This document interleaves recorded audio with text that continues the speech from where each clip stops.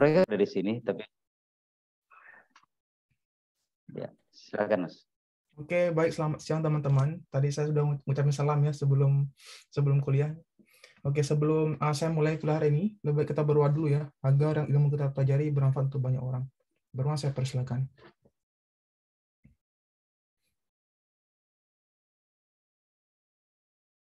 Amin. Berdoa tidak pernah selesai. Untuk tugasnya apa, ada kendala? Yang tugas minggu pertama, yang metaverse, bibliometrik. Ada, Mas. Apa kendalanya, Mbak Ria? Saya itu kayak kan analisis deskriptif. Jadi kayak misalnya yang citation network itu saya bingung mendeskripsikan dari gambar yang ada di situ tuh gimana cara mendeskripsikan dari gambar yang kayak citation network itu gitu kan, itu nama orang ya. Maksudnya cara apa menarasikan dari pemetaan dari itu gimana?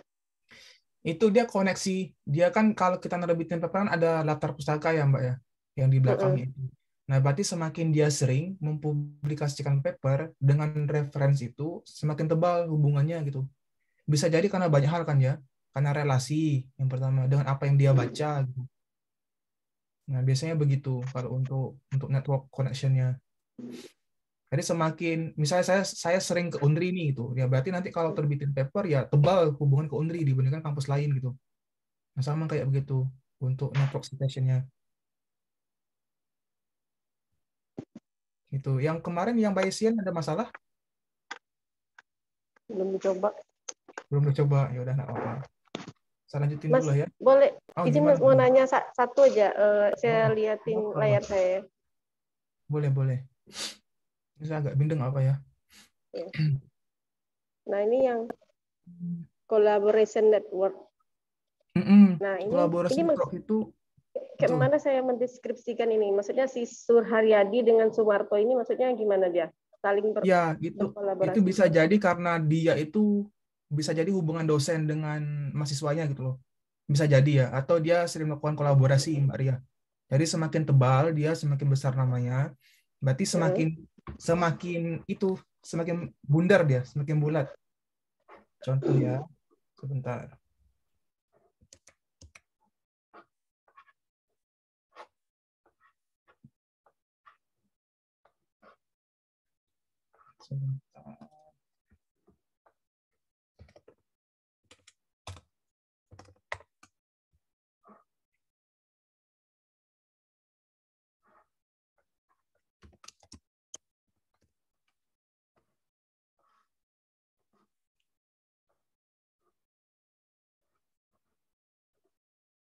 Nah, di sini.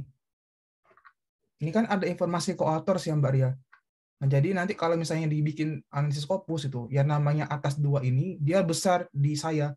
Karena dia sering mempublikasikan bersama saya gitu Mbak Ria. Nah, sama yang tadi yang Mbak Ria tampilkan itu, mungkin ada beberapa paper ya. Beberapa paper yang dia sering berada di satu paper gitu. Misalnya Mbak Ria dengan Mbak Era gitu, mempublikasikan terus. Nanti ketika saya gunakan analisis bibliometrik ke paper Mbak Ria, nah nanti dia tebal itunya belakang yang tadi gitu. Karena jumlah papernya secara frekuensi itu banyak dibandingkan dengan yang lain gitu.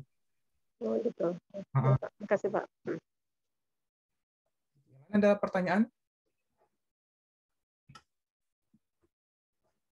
Ada, selanjutkan dulu ya. Jadi minggu kemarin udah sama-sama belajar gitu, bagaimana perbedaan pola pikir Frequentist, likelihood sama Bayesian ya.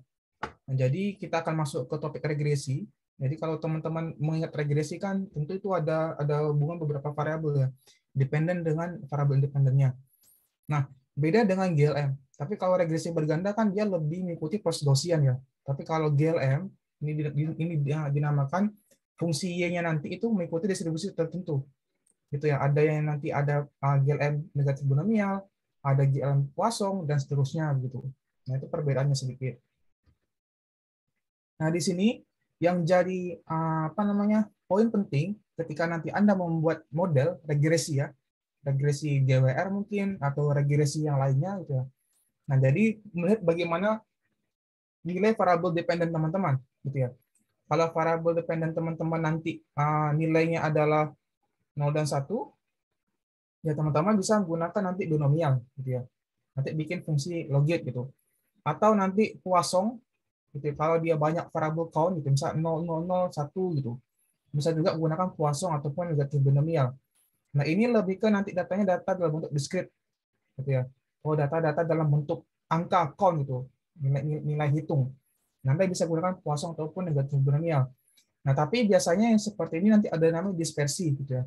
Nanti ada kata kunci namanya dispersi. Jadi ketika apa namanya model itu fittingnya tidak terlalu data data prediktif kita nggak terlalu mengikuti data aktual kita. Ya, makanya dinamakan dispersi gitu. Nah, tapi nanti kalau datanya bersifat kontinu, teman-teman bisa menggunakan fungsinya fungsi gamma di sini. Nah, nanti untuk lebih lengkapnya nanti ada di buku saya ini. Nanti kalau mau dieksplor lebih silakan gitu ya. Nah, itu untuk dasar regresi di GLM. Nah, caranya bagaimana? Yang pertama adalah tentu Anda harus ada data dulu. Nanti data Anda apa saja terserah ya. Mau pakai inflasi, mau pakai GDP, terserah. Terus tentu Anda pilih kan mana variabel respon dan mana variabel prediktor gitu ya. Mana variabel Y dan X Anda. Nah, kemudian di tahapan yang di sini yang penting adalah tahapan deskriptif. Jadi kan di tahap ketika nanti Anda melihat apakah dia ada outlier ya. Apakah dia ada outlier, apakah dia ada missing data, ya data-data kosong NaN nanti gitu di tahapan ini. Jadi kalau ada NaN nanti ya kita estimasikan gitu ya, pakai nilai median boleh atau mau pakai imputation juga nggak masalah gitu ya. Terus kemudian kita lihat apakah dia linear apa tidak. Nah, kalau dia linear ya Anda bisa gunakan fungsi Gaussian kan untuk normal gitu. Nah, kalau dia tidak linear ya Anda gunakan fungsi lain tadi yang saya bilang seperti Poisson gitu ya, negatif binomial gitu. Atau ada juga zero inflated Poisson atau zero inflated negatif binomial. Ya, pasti teman-teman sudah familiar lah dengan distribusi itu. Nah, kemudian kalau sudah nanti yang kita milih fungsi link ya, ini kan tergantung distribusinya tadi apa. Gitu. Nanti kalau nanti Anda gunakan distribusi tertentu, di sini link. Kalau Anda gunakan normal, ya berarti linknya adalah mu. Kalau teman-teman gunakan untuk logistik nanti, ya berarti ini fungsi linknya gitu.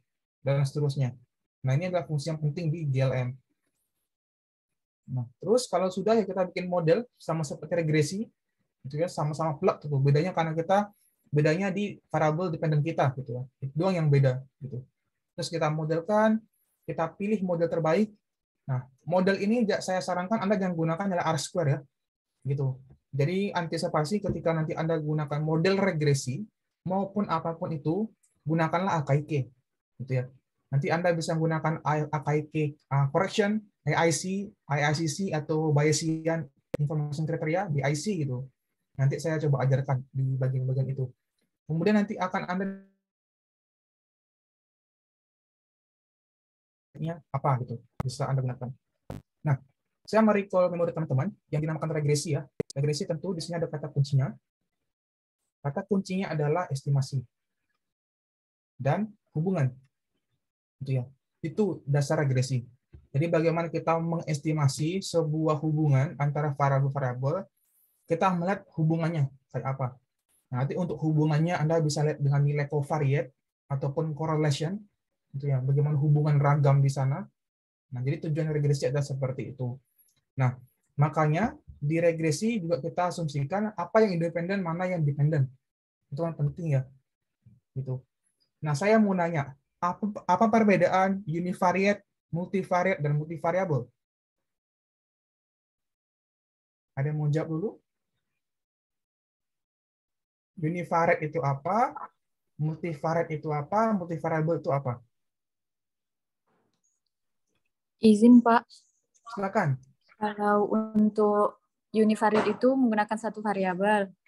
Bivariate itu menggunakan dua variabel dan multivariate itu lebih dari dua variabel. Oke, ada yang mau melengkapi Mbak Ratna? Apa bedanya? Multivariable, multivariate, dan univariate.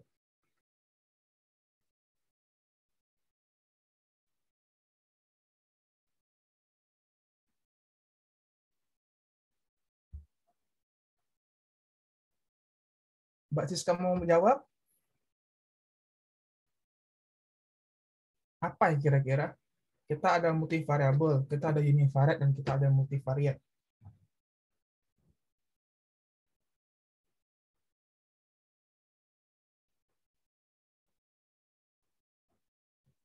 Kan regresi kan hubungan ya.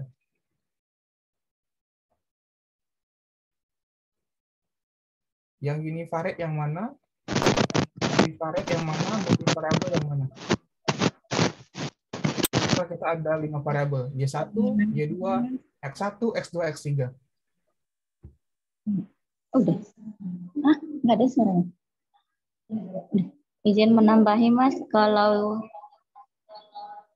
yang univariate dia satu variabel terikat, satu variabel bebas. Yang bivariat, yang satu variabel terikatnya, dua variabel bebasnya. Kalau multivariat, satu variabel terikat, variabel bebasnya lebih dari 2.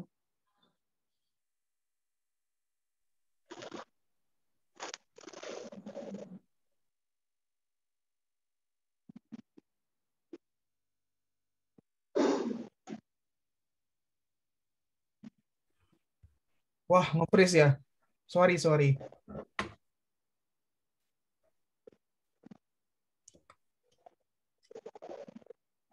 Barnya saya udah terhubung belum? Udah ya? Sudah, Pak. Oke, saya ulangi lagi. Misalnya kita ada variabel Y1, Y2, X1, X2, dan X3. Nah, mana yang univariate, mana yang multivariate, dan mana multivariabel? Izin, Pak. Silakan, Mari. Kalau univariat dengan multivariat itu nama analisisnya, sedangkan univariabel atau multivariabel itu jumlah variabelnya, apakah tunggal atau banyak gitu. Oke, kalau saya gunakan Y1 ke Y2, ini dikatakan apa? Dengan Y2 ke X1, ataupun ke Y2 ke X2. Univariat. Univariate berarti dia cuma satu Y ya, Bukan variate. Apapun yang namanya dependent itu pasti dikatakan variate gitu ya. Nah, kalau variabel independen ini dinamakan variabel gitu ya. Berarti nanti kalau dibilang ya multivariate berarti hubungan Y1 Y2 terhadap variabel dependent. Gitu ya. Makanya teman-teman bisa gunakan nanti ada structural equation model atau latent regression gitu ya. Jadi bisa digunakan model-model itu. Tapi kalau sekadar Y2 terhadap beberapa X ini, ya namanya multivariable regression gitu ya. Jadi takutnya nanti agak keliru gitu kalau baca beberapa paper tulang regresi. Gitu ya. Nah, makanya tujuan regresi ini nanti either itu mau gunakan regresi berganda ataupun logistik, kan kita kan mengestimasikan nilai garis merah ini ya. Ini kita cari. Gitu ya. Nilai garisnya yang kita ingin bentuk gitu. Tujuannya untuk apa? Agar si garis ini bisa memetakan si dot ini gitu. Karena semakin jauh jaraknya, ini ya garis dot ini terhadap garis linier, ini error-errornya akan semakin besar. Gitu. Jadi kita nggak mau kan nilai residual kita besar. Jadi kita akan cari nilai fungsi yang seperti apa yang bisa memetakan si poin-poin ini. Nah, itu tujuannya untuk regresi filosofinya. Nah, caranya bagaimana? Nanti regresi GWR juga sama seperti ini. Kita uji hipotesis dulu, uji T gitu ya, signifikansi parameter, terus kita uji F atau goodness of fit, modelnya baik apa tidak. Di uji pertama, itu kita estimasi. Nanti Anda bisa gunakan OLS atau Anda bisa gunakan GLS gitu ya, PLS dan seterusnya. Kemudian Anda bisa mengestimasi bagaimana nilai residualnya gitu ya. Residualnya mengikuti distribusi apa, jadi Anda bisa gunakan. Yang keempat, tentu evaluasi model. Jadi yang saya bilang nanti kita akan coba gunakan AICC ataupun BIC, gitu ya. Dan bisa Anda prediksikan, gitu. Itu ada beberapa regresi yang kita bisa gunakan. Nah ini mudah ya. Jadi nggak saya jelaskan secara rinci. Intinya adalah ketika dia rapat rentang seperti ini ya, berarti hubungannya kuat. Dia kuat positif dan juga kuat negatif. Di sini hubungannya lemah positif dan juga lemah negatif gitu. Nah, ini untuk regresi. Nah, kalau seperti ini berarti dia tidak ada hubungan gitu ya, karena dia linear atau dia konstan di 0 gitu atau di poin tertentu. Ini tadi, saya skip saja. Nah, jadi begini, kalau diregresi kan tujuannya kan adalah kita mengestimasikan ya, berupa nilai parameter gitu. Nanti akan kita cari nilai betanya berapa di sini juga gitu. Nah, yang kita kontrol adalah si slope ini. Ya, si garis ini yang akan kita kontrol gitu. Jadi nanti kalau ada bulat-bulat di sini data point kita, ya itu nggak harus jauh-jauh ya. Kalau jauh berarti nanti nilainya besar itu residualnya. Nah, contohnya seperti ini. Nih, ini kan nilai garis regresi kan garis apa namanya predicted kita gitu. Nah, point ini adalah data aktual kita atau saya bilang sebagai observed value gitu ya. Once ketika si titik ini semakin dekat ke garis ini berarti nilai errornya kan semakin kecil gitu ya. Nah, kalau rentangnya jauh berarti errornya semakin besar gitu. Berarti kita nggak mau ketika nilai apa namanya nilai error kita besar, maka kita antisipasikan, kita petakan garis yang baik itu yang kayak apa gitu. Nah, itu tantangan di regresi gitu. Sama nanti ketika Anda bikin klasifikasi ataupun regresi heuristik lainnya. Nah, seperti ini. Ini saya skip saja. Nah, saya pindah ke GWR ya. Jadi salah satu alternatif untuk analisis regresi, teman-teman bisa gunakan GWR atau Geographically Weighted Regression. Ini ada kata kunci bahwa dua ya. Kita ada kata kunci namanya geographically. Berarti kan secara lokasi. Yang kedua kita ada kata kunci namanya weighted gitu ya atau bobot. Nah, bobotnya akan kita carinya bagaimana nanti.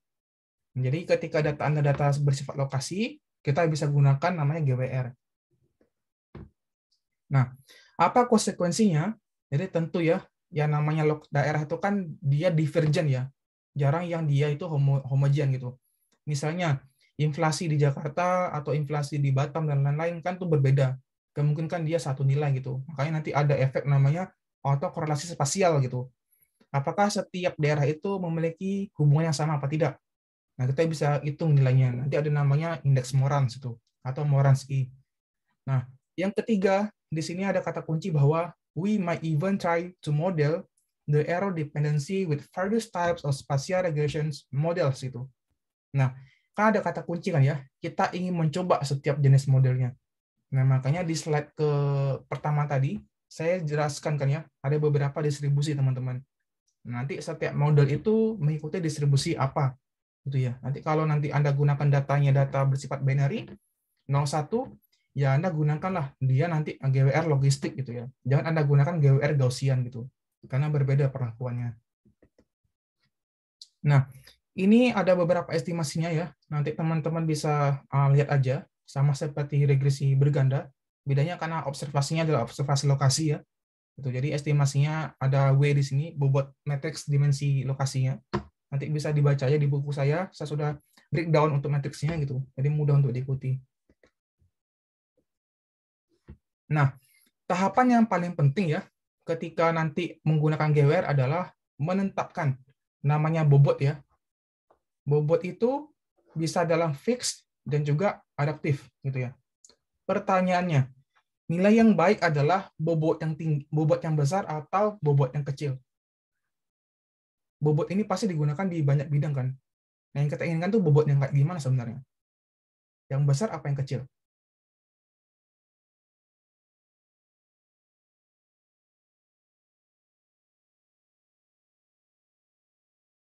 Nah, dia mau kasih pendapat? Kalau bobotnya kecil, kira-kira kenapa? Kalau bobotnya besar, kira-kira kenapa? Kalau akurasi kan udah pasti ya, nilainya kan kita ingin yang besar ya, kalau kita gunakan R-square. Tapi kalau kita gunakan MAPE gitu ya, atau percentage error akurasi lainnya kan kita ingin paling kecil dia. Nah, kalau bobot ini, mana yang kita inginkan? Besar apa kecil?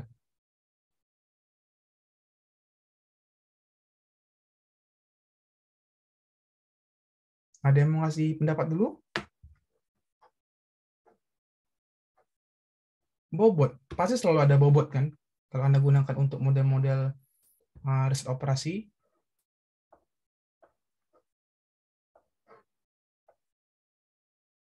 Pak Siska mau ngasih pendapat dulu? Atau Mbak Era?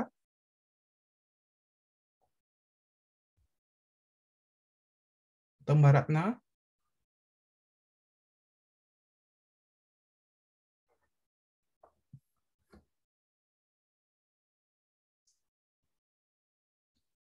bobot itu harus besar apa harus kecil dia?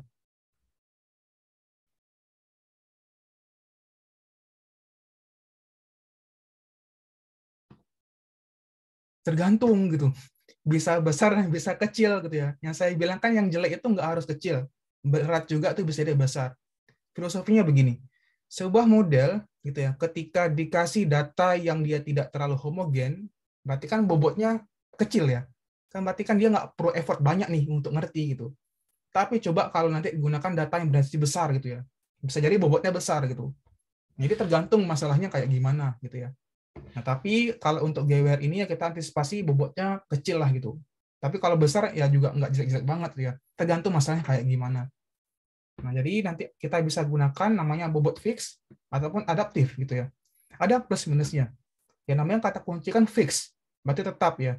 Nah, berarti nanti ada beberapa optimasi yang bisa Anda gunakan tuh ya. Kalau Anda gunakan modern neural network atau optimasi lainnya, ataupun dia lebih adaptif, lebih mengikuti gitu. Namanya juga adaptif kan gitu. Jadi kita bisa ikuti beberapa jenis bobot di sini. Nah, jadi begini. Intinya adalah di sini kan ada pemetaan ya. Ini kan ada garis lokasi gitu. Misalnya A, sebentar. Misalnya di sini ada poin A, ini ada B, and you name it sisanya ya, sampai Z gitu. Nah, Anda lihat di area sini, misalnya kita bagi dua kurtosis di sini. Di sini kan daerahnya kan lebih homogen ya. Kita sepakat ya. Ini kan lebih homogen dia. Ini kan lebih heterogen gitu. Nah, ketika si model ini yang digunakan, misalnya di sini ada lokasi A dan B gitu ya, kita petakan. Nah, kalau kayak begini dia kan lebih kecil bobotnya gitu. Karena kan dia nggak terlalu jauh lah titik poinnya. Tapi kalau dia seperti ini, bisa jadi dia bandwidth-nya besar gitu ya. Nah, maka nanti ada kata kunci kalau nanti Anda gunakan nilai spasial, namanya autokorelasi gitu ya. Apakah ada hubungan korelasi secara spasial di lokasi A, B, C, dan D, dan seterusnya gitu. Nah, itu juga bergantung kepada nilai bandwidth-nya gitu ya. Lihat sedekat apa hubungan data-data tadi gitu. Nah, makanya untuk advantage di GWR ini ya, jadi kalau saya rangkum di buku saya, ini teman-teman bisa coba lihat lagi di situ. Jadi yang pertama adalah kita bisa mengestimasi secara lokal gitu ya, standar errornya berapa. Yang kedua kita bisa menderivasi nilai T statistiknya gitu ya. Bagaimana uji signifikansi parameternya. Kemudian kita bisa menguji goodness of fit, uji F lainnya. Kita bisa menguji apakah ada dampak lokasi gitu ya, dampak setempat gitu. Dan juga kita bisa menghitung namanya variansi dari nilai lokal parameter gitu ya. Regresi kan ada dua kalau di GWR, namanya regresi lokal yang global gitu. Nah, kalau global berarti dianggap regresi yang global ini bisa mengcover semua data yang spasial tadi gitu. Nah, yang kelima adalah kita bisa melihat bagaimana model-model tadi gunakan beberapa indeks evaluasi ya. Ada AIC, ada AICC ataupun BIC gitu. Nah, jadi tantangannya di sini, jadi khawatirnya ada ketika nanti Anda menggunakan parameter sedikit ya. Jadi nanti errornya mungkin seperti ini kalau Anda plotkan gitu ya. 2V parameters to get a good fit to the truth gitu. Jadi kalau nanti Anda gunakan misalnya 3 variabel independen gitu ya. Anda punya 3X, tapi akurasinya 90% gitu. Ya, itu hati-hati juga gitu ya. Mungkin ada namanya nanti multicolor di sana. Nah, jadi kadang-kadang sedikit parameter itu akan menyebabkan namanya multicollinearitas gitu ya. Nah, makanya Anda bisa gunakan beberapa variabel independen lainnya lah, kayak 5, 7 gitu. Nah, atau seperti pisau bermata dua gitu ya. Kebanyakan parameter juga bahaya gitu ya. Jadi secukupnya saja gitu. Jadi kalau dia terlalu banyak parameter, ya nanti deviasi datanya itu mungkin semakin kecil gitu ya. Kenapa? Karena kan mungkin datanya pertama dia dalam bentuk desimal gitu. Misalnya 0,00, terus tiba-tiba Anda ada variabel lain namanya populasi gitu ya. Itu kan jutaan datanya. Kayak 1 juta, 2 juta, atau 500.000 gitu. Kan jauh nilai deviasinya kan. Nah, jadi Anda bisa gunakan beberapa teknik normalisasi nanti gitu di module section. Ini saya skip saja. Oke, ini contohnya sebentar.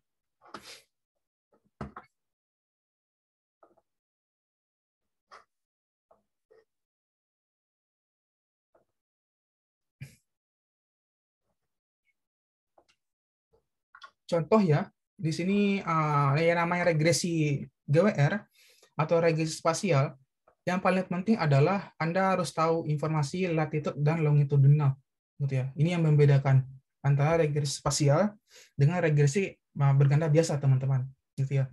Misalnya nanti di sini ada data di Jawa Tengah gitu. Nanti Anda cari misalnya dia di Cilacap berapa nilai latitudenya, berapa nilai longitudenya gitu ya. Nah, nilai ini nggak boleh sembarangan karena kan dia lokasi ya, gitu. Jadi kalau nanti Anda salah menetapkan lokasi, ya tentu keliru di sana gitu. Nah, di sini kebetulan karena datanya adalah data binary, variabel dependen kita, gitu ya. Variabel y-nya adalah binary 0 dan 1. Berarti yang cocok ini gunakan regresi apa?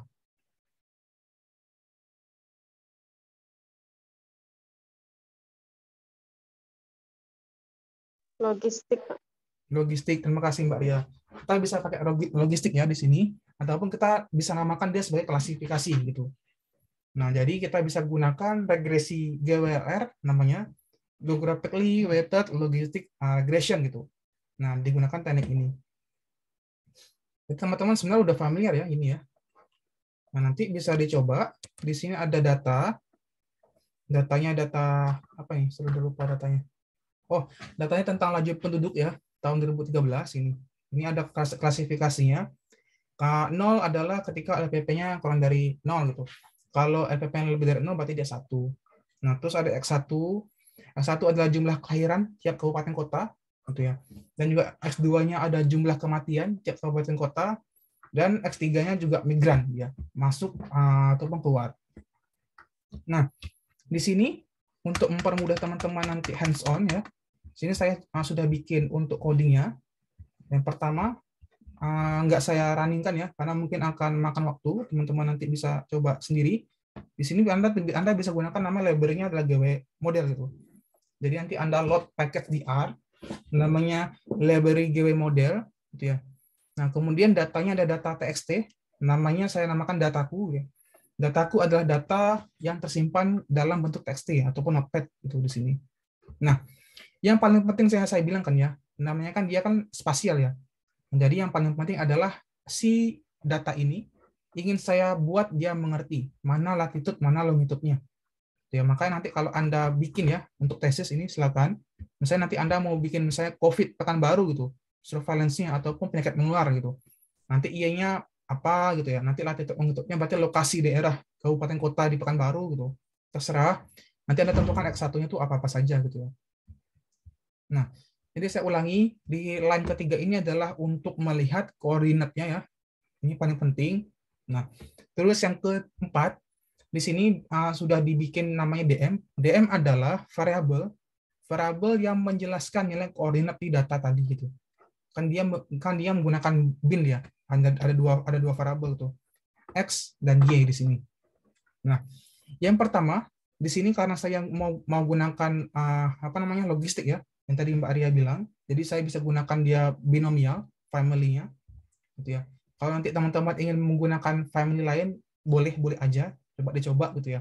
Gimana kira-kira kalau family-nya nanti Poisson gitu, ataupun negatif binomial, boleh.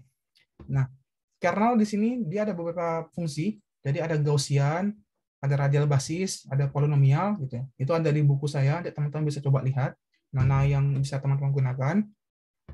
Nah, jadi yang informasi mencari bandwidth tadi, nanti teman-teman bisa gunakan kan bandwidth fix ataupun adaptif gitu ya. Nah, jadi kita bisa gunakan beberapa bandwidth yang akan kita coba di sini. Di sini pertama dia menggunakan bandwidth optimalnya dari nilai fix. Kemudian sama di sini, ini ketika saya gunakan dia untuk GWLR ya, gitu, untuk mendapatkan nilai bandwidth yang terbaik di atas ini. Nah, terus yang lain ini adalah untuk membaca output. Kira-kira output apa aja yang Anda dapatkan gitu ya, parameternya. Nah, ini ada di sini semua gitu. Dia tinggal running aja.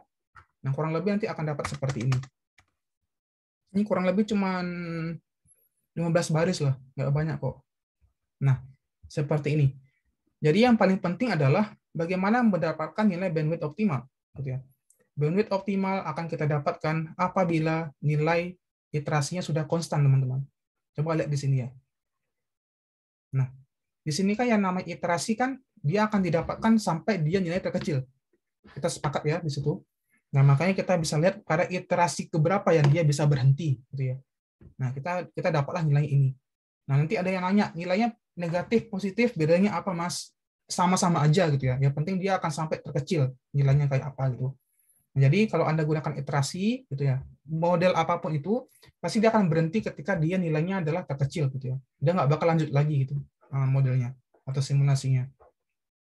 Nah, jadi di sini kita akan dapat juga nilai bandwidth-nya apa gitu ya. Nah, nanti di sini nilainya. Bandwidth-nya adalah 1,17 gitu. Nah, biasanya nilainya berada positif dia. Dari 0 sampai tak hingga gitu. Hampir jarang saya nemuin bandwidth-nya negatif gitu ya. Biasanya dia positif nilainya. Jadi kita dapatnya bandwidth-nya ini. Nah, ini ada beberapa pengujian lah. Semakin banyak Anda mengulang ya, optimasinya, nah nanti bandwidth-nya juga berbeda-beda gitu. Nah, makanya kalau nanti Anda gunakan model ini ya, kalau di tesis gitu, ditanya, ini nilainya, bandwidth-nya bagaimana ya? Ya, ada dampak random di sini, gitu ya. Nilainya tuh nggak bakal konstan dia, gitu. Karena kan tergantung simulasinya gitu. Nah, kalau mempelajari lebih dalam ya, optimasi ini, dia kan gunakan Monte Carlo ya. Nah, Monte Carlo itu kan dia nggak terlalu ada suatu nilai konstan tuh. Jadi kalau saya gunakan satu kali, bisa jadi hal yang kedua tuh lain hasilnya gitu. Jadi sekali running itu beda-beda hasilnya. Jadi ada dampak random di sini gitu ya. Nah, jadi di sini parameternya teman-teman. Nah, ini ada modelnya ya, sama seperti regresi. Jadi kita ada intercept. Intercept kalau nggak signifikan nggak apa-apa. Kita tetap masukin ke model ya gitu. Nah, juga nanti di sini ada variable dependent kita. Ada X1, X2 sama X3 tadi gitu. Berarti kan X3-nya nggak signifikan ya, berarti kita hapus gitu. Ya, berarti kita punya dua variabel independen saja yang signifikan. Ya udah, kita bisa gunakan model ini. Berarti kan kita bisa buat modelnya sama seperti regresi berganda kan. Y sama dengan beta 1 ditambah beta 2 X2 dan seterusnya ya. Anda masukkan aja nilainya di sini gitu. Kalau nanti Anda ganti ini ke alfa juga boleh ya, senyaman Anda aja gitu. Anda masukin nilainya ke sini gitu. Sama lah seperti regresi berganda lainnya kan ya. Karena kan bedanya ini datanya data dalam bentuk lokasi teman-teman. Gitu. Nah, itu yang di atas adalah regresi lokal gitu ya. Yang di bawah adalah regresi global gitu. Namanya kan tadi yang saya bilang ya, yang namanya regresi GWR itu ada dua tipe, lokal dan global. Nanti teman-teman bisa buat mode pertama misalnya ini, misalnya teman-teman buat ini Y1 gitu ya. Y1 sebagai regresi lokal. Nah, ini kan lokal dia kan ya.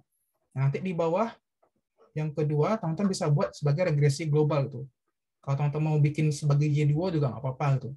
Berarti nanti kita ada dua model gitu ya. Nah, Y2-nya apa gitu. Jadi teman-teman bisa buat seperti ini gitu kurang lebihnya. Nah, mengapa ini penting? Karena ini kan sebenarnya mudah ya. Paper ini kan sebenarnya mudah. Nah, ini aja itu pas saya lihat di Nature itu ada yang nerbitin teman-teman papernya. Sebentar saya cari papernya.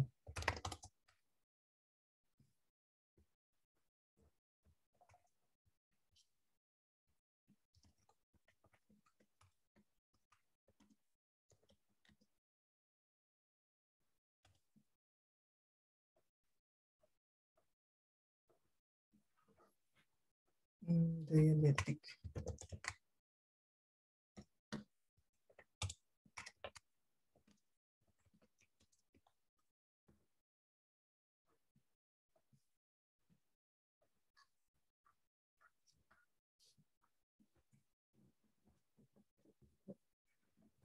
Sebentar, saya cari papernya dulu ya.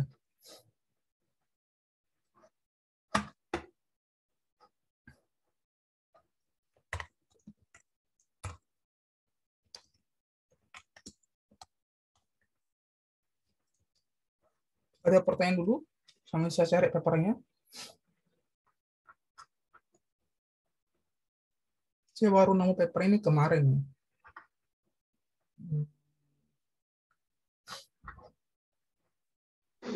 Izin Mas, mau nanya. Saya sambil nyari papernya. Ini mungkin apa saya yang terlewat ya. Tadi waktu sebelum pengolahan datanya, apakah data itu harus berdistribusi normal dulu?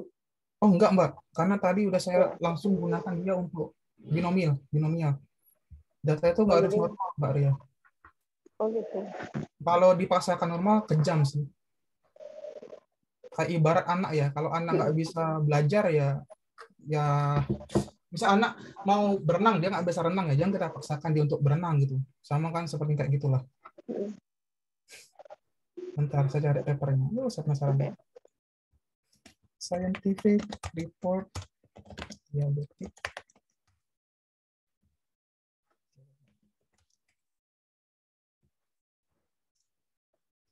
Kalian ada nanya dulu? Mana sih papernya? Saya simpan di mana ya?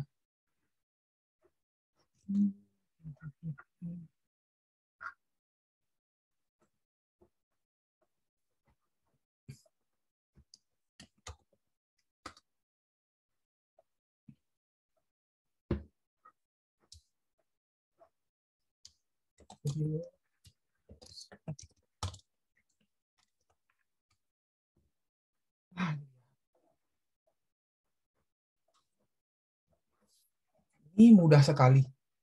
Cara ngolahnya sama seperti yang saya ajarkan. Tapi si author ini nerbitin di Nature loh. Jadi mungkin teman-teman bisa menduplikasi ya. Nah, jadi saya dongengkan dulu. Mereka ini para dokter-dokter di astagfirullah, kampus apa namanya di Makassar, Unhas. Nah, jadi mereka ini gunakan analisis GWR yang sama plek yang saya ajarkan gitu ya. Dia gunakan 2 data aja, diabetes dan juga hipertensi, teman-teman. Nah, data yang mana? Sebentar. Nah,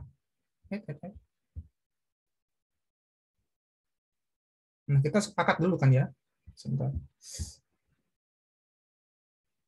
Bukan dia dalam bentuk lokasi ya, gitu. Nanti dia hanya 2 variabel, cuman Y dan X berarti kan ya. Berarti dia ingin menguji T2DM terhadap hypertension itu.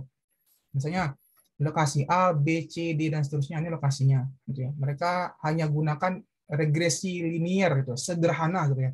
GWR sederhana. Karena kan tadi saya gunakan 3X, dia hanya gunakan 1X itu. 1Y dan 1X. Diregresikan, kan segampang itu. Nah, diregresikanlah si T2DM ini terhadap hypertension gitu. Bagaimana hubungannya? Nah, nanti tujuannya adalah dipetakan gitu. Kira-kira daerah-daerah yang di Makassar ini, mana sih rentang-rentang yang dia dapat dikatakan hipertensinya besar dan kecil? Itu kan mudah ya gitu. Yang tadi yang saya berikan tadi, itu kan mudah sebenarnya. Nanti bisa dipetakan tuh kira-kira mana tuh yang kecil, mana yang besar dari si warna ini. Nah, kemudian untuk melihat gitu, apakah ada signifikansi parameter secara global gitu ya. Jadi kalau ditanya dari nilai hipertensi sama T2DM se-Makassar itu berbeda apa tidak sih? Nah, ada namanya nanti Morans I gitu ya, atau indeks Moran. Berarti kalau dibilang dia p-value-nya lebih dari 0,5, berarti dia tidak signifikan. Ya, berarti kan hasilnya nggak signifikan dong. Nah, berarti disampaikan bahwa model yang digunakan ini secara spasial ya, di Makassar ya berbeda gitu nilainya. Berarti nggak bisa dihubungkan. Maksudnya adalah nilai hipertensi di Bone gitu ya, atau di Wajo atau di Luwu Utara itu berbeda semuanya gitu ya, nilai hipertensinya. Jadi nggak bisa disamakan. Coba kalau teman-teman gunakan COVID, udah pasti sama dong. Karena kan itu kan secara spasial kan semua orang merasakan ya kan ya. Nah, jadi itu kuncinya kalau di GWR. Jadi dia bisa menggunakan secara lokal ataupun secara global gitu. Bagaimana hubungannya. Nah, ini karena dia gunakan satu variabel aja, Y1 dan juga X1 gitu. Nah, mungkin kalau teman-teman berminat untuk nulis seperti ini kan mudah sebenarnya ya. Jadi dia hanya ada 2 variabel Y sama X dan di GWR-kan gitu. Itu aja gunakan GWR biasa. Nah, tadi yang kita belajar tadi ini udah pakai adaptif dia. Jadi kalau teman-teman mau menduplikasi writing style yang tadi, yang dokter Unhas itu silakan gitu. Nah, jadi Nah, yang bisa dipetakan nanti ini ya. Ini kan tadi yang saya ulangkan bahwa nilai lokasi kita kan ada 30-an itu. Nah, berarti yang nanti kalau Anda mau bikin gambarnya, saya ngajar itu sekarang, mungkin nanti pas ketemulah gitu ya, biar enak bikin spasial itu. Nah, itu lebih enak kan ngegabungkan this dengan R itu. Nah, nanti ini yang kita gambarkan, kita warnakan itu. Nah, berarti kalau semakin dia kecil, warnanya apa gitu. Yang kayak tadi kan ya, yang di paper mereka ini. Mana tadi?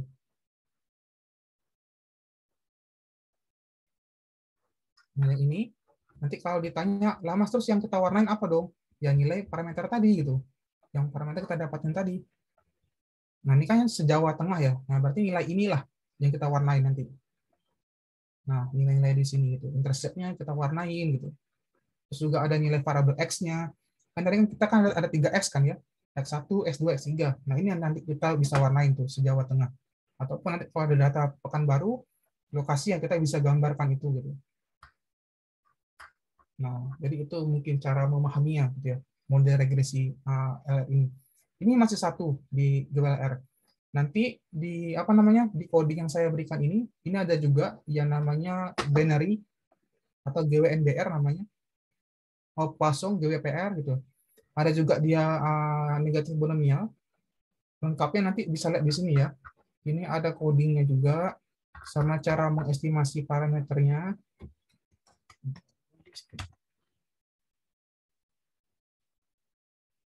Ini di halaman 35 ya. Itu cara interpretasinya.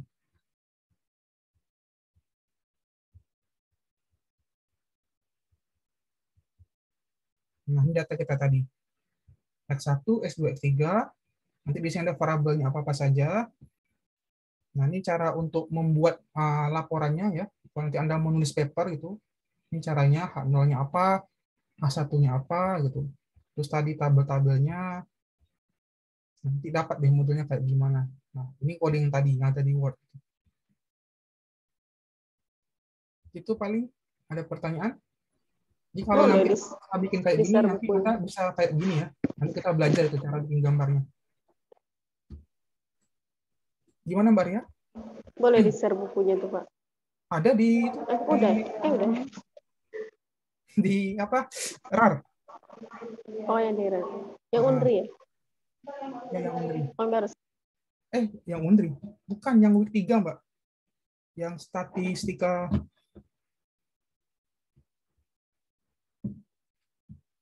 Cobalah yang lain cari data ya.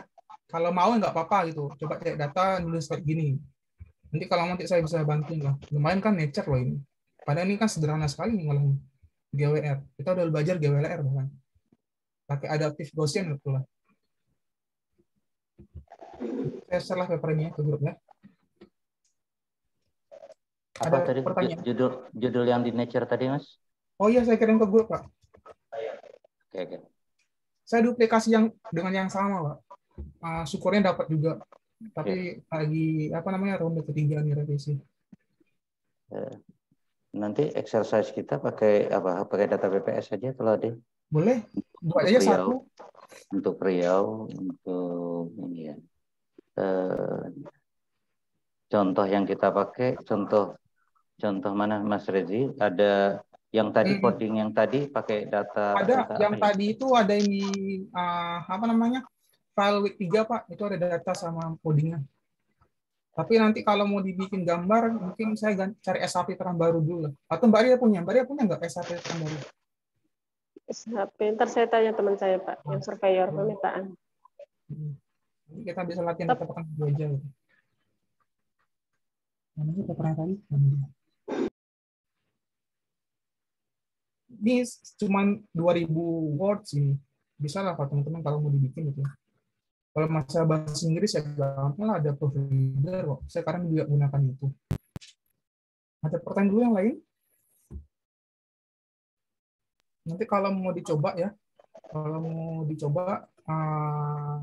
di file RAR itu udah saya lampirkan. Sudah saya lampirkan.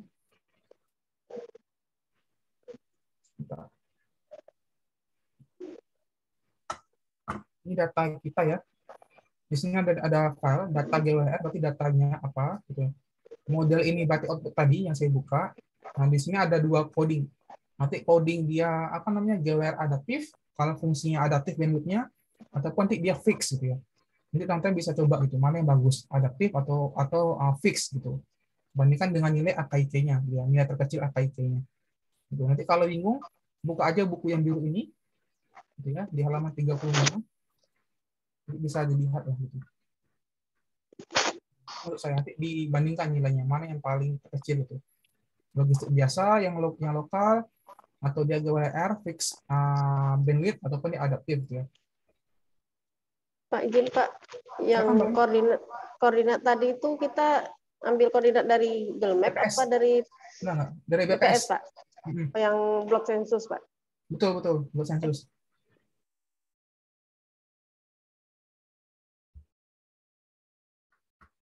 Ini itu dulu. Nah, ini untuk yang dia lokal ya. Berarti dia ada per modelnya apa gitu.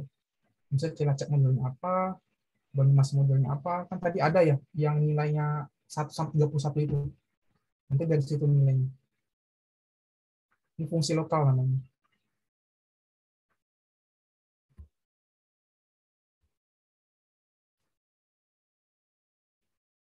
Teman ada pertanyaan dulu.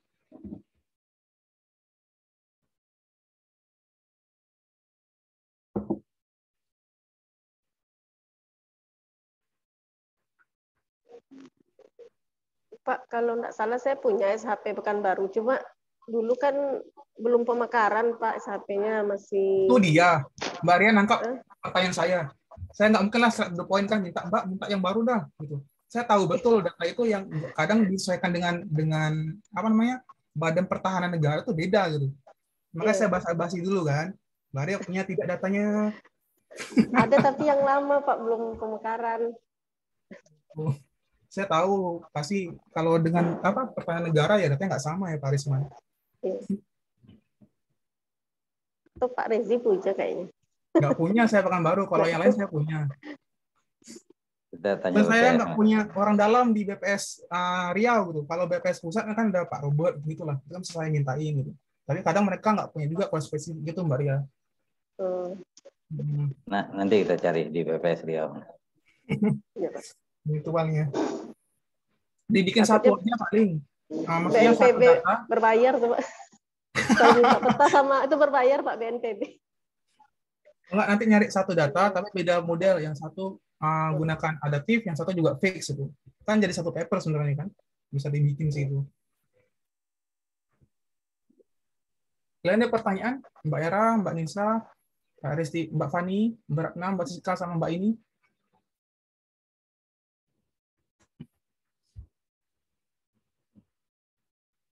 Saya udah pada ngerti ya. Gampang kok. Ini karena belum dicoba nih. Kalau dari ngelihat wajahnya nih Mas Rezi, masih belum. Jadi kayaknya memang perlu kami lanjutkan ini dengan exercise sehingga biar dapat spiritnya ini. Ya, benar. Ya. Jadi sebaiknya exercise yang mana kita pakai data. Yang tadi aja nggak apa-apa Pak. Yang tadi saya kasih yang ada di week 3 itu, yang punya Jawa Tengah. Di week 3 ya. Ya. Jadi codingnya juga sudah ada ya. Ada, tinggal kopas aja itu. Ya, tinggal kopas ya. Ini udah pada punya tesis semua belum sih Pak? Gimana? Udah pada punya tesis semua belum? Topik tesis? Sebagian. Belum. Belum sama sekali. Ini aja. Ini baru semester 2 loh Mas. Iya, makanya pakai ini aja. Kenapa? Kan kemarin satu kan Bayesian. Kan jadi kan? Satu Bayesian, satu GWR. Berarti kalau GWR gimana? Soalnya kan di buku ini kan udah saya bantuin tuh estimasi parameternya. Kalian dicek lagi lah gitu ya. Pastikan saya juga ada salah-salahnya ya. Jadi dicek aja itu, benar nggak ini estimasi matriksnya gitu. Kan pasti ada yang keliru lah. Mungkin teman-teman yang matematik kan lebih ngerti gitu.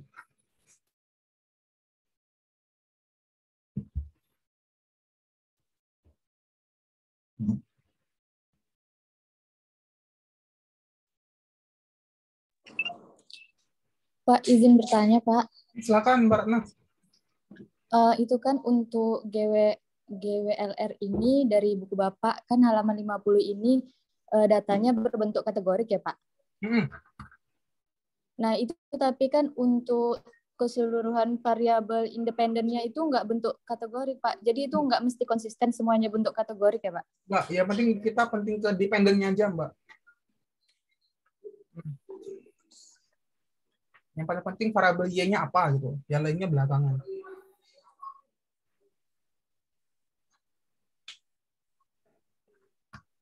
Ada lagi?